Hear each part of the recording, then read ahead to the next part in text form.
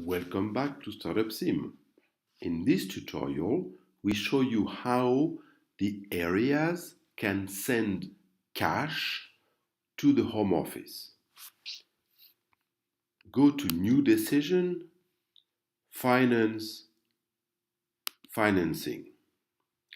Let's say we have a lot of cash in the USA, whereas the home office is lacking cash because it has invested in research and development, it has bought a lot of market research, and it is limited in terms of its income, which are essentially only interest payments. There is a possibility to send money back to the home office. It can come in three ways. The first way is to reduce the equity of the company, let's say in the US. You have received an equity at the start when the subsidiary has been set up, and this subsidiary has developed and has kept some retained earnings, therefore its equity has grown. You could either reduce the initial equity, that would be done via to home capital, or you can share some of the earnings that have been produced in the US via a repatriate earnings. Because we are in the US, let's say you could send back $1 million to the home office, and then the home office would receive $1 million and would have to convert that into Swiss francs. This, however, is only possible if your home office control in the balance sheet, in the equity side of the balance sheet, is showing more than 1 million.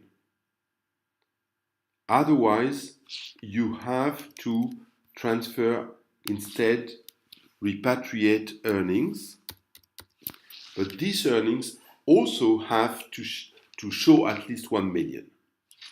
If you have enough, you might repatriate some equity and some earnings. There is a possibility. You don't want, however, to reduce your equity too much in the area because your company needs a certain amount of equity, if only to be able to match that condition. And once this is submitted, then in this case, the home office would receive $2 million, 1 million in terms of home capital and 1 million in repatriate earnings. $2 million, which converted back into Swiss francs might amount to maybe 4 million Swiss francs. There is, however, a third possibility.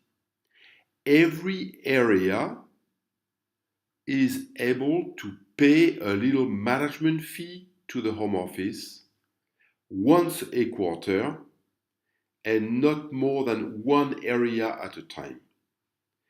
And this service payment is limited to a proportion of 10% of home office control.